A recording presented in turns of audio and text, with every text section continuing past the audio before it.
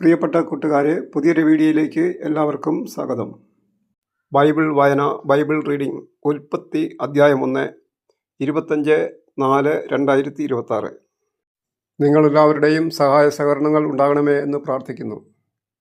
ഇന്ന് നമ്മൾ വായിക്കുന്നത് ഉൽപ്പത്തി 1-ാം അധ്യായമാണ്.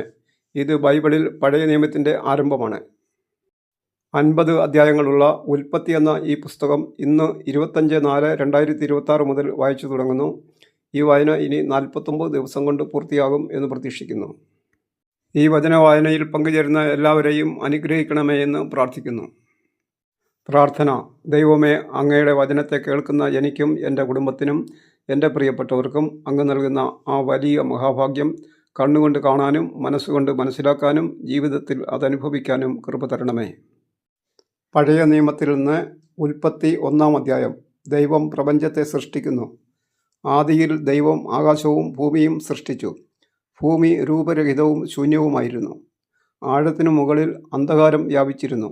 ദൈവത്തിൻ്റെ ചൈതന്യം വെള്ളത്തിനു മീതെ ചലിച്ചുകൊണ്ടിരുന്നു. ദൈവം അരുളിച്ചെയ്തു, വെളിച്ചമുണ്ടാകട്ടെ. വെളിച്ചമുണ്ടായി. വെളിച്ചം നല്ലതെന്ന് ദൈവം കണ്ടു. അവിടുന്ന് വെളിച്ചത്തെ ഇരുളിൽ നിന്ന് വേർതിരിച്ചു. വെളിച്ചത്തിന് പകലെന്നും ഇരുളിന് രാത്രിയെന്നും പേരിട്ടു. സന്ധ്യയായി പ്രഭാതമായി 1-ാം ദിവസം. ദൈവം വീണ്ടും അരുളിച്ചെയ്തു, ജലമധ്യത്തിൽ ഒരു വിതാനം ഉണ്ടാകട്ടെ. അത് ജലത്തെ രണ്ടായി തിരിക്കട്ടെ. ദൈവം വിതാനമുണ്ടാക്കുകയും അതിന് താഴെയുള്ള ജലത്തെ മുകളിലുള്ള ജലത്തിൽ നിന്ന് വേർതിരിക്കുകയും ചെയ്തു. അപ്രകാരം സംഭവിച്ചു. വിതാനത്തിന് അവിടുന്ന് ആകാശമെന്ന് പേരിട്ടു. സന്ധ്യയായി പ്രഭാതമായി 2-ാം ദിവസം. ദൈവം വീണ്ടും അരുളിച്ചെയ്തു, ആകാശത്തിന് കീഴിലുള്ള വെള്ളമെല്ലാം ഒരിടത്ത് ഒരുമിച്ച് കൂടട്ടെ. കര പ്രത്യക്ഷപ്പെടട്ടെ. അങ്ങനെ സംഭവിച്ചു. കരയ്ക്ക് ഭൂമിയെന്നും ഒരുമിച്ച് കൂടിയ ജലത്തിന് കടലെന്നും ദൈവം പേരിട്ടു. അത് നല്ലതെന്ന് അവിടുന്ന് കണ്ടു. ദൈവം അരുളിച്ചെയ്തു, ഭൂമി എല്ലാത്തരം ഹരിത സസ്യങ്ങളും ധാന്യച്ചെടികളും വിത്തുൾക്കൊള്ളുന്ന ഫലങ്ങൾ കായ്ക്കുന്ന വൃക്ഷങ്ങളും മുളപ്പിക്കട്ടെ. അങ്ങനെ സംഭവിച്ചു.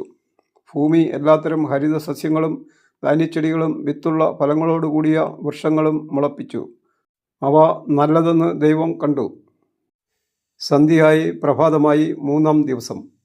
ദൈവം വീണ്ടും അരുളിച്ചെയ്തു, രാവും പകലും വേർതിരിക്കാൻ ആകാശവിതാനത്തിൽ പ്രകാശങ്ങൾ ഉണ്ടാകട്ടെ. അവ ഋതുക്കളും ദിനങ്ങളും വർഷങ്ങളും കുറിക്കുന്ന അടയാളങ്ങളായിരിക്കട്ടെ. ഭൂമിയിൽ പ്രകാശം ചൊരിയാൻ വേണ്ടി അവ ആകാശവിതാനത്തിൽ ദീപങ്ങളായി നിൽക്കട്ടെ. അങ്ങനെ സംഭവിച്ചു. ദൈവം 2 മഹാദീപങ്ങൾ സൃഷ്ടിച്ചു. പകലിനെ നയിക്കാൻ വലുത്, രാത്രിയെ നയിക്കാൻ ചെറുത്. നക്ഷത്രങ്ങളെയും അവിടുന്ന് സൃഷ്ടിച്ചു.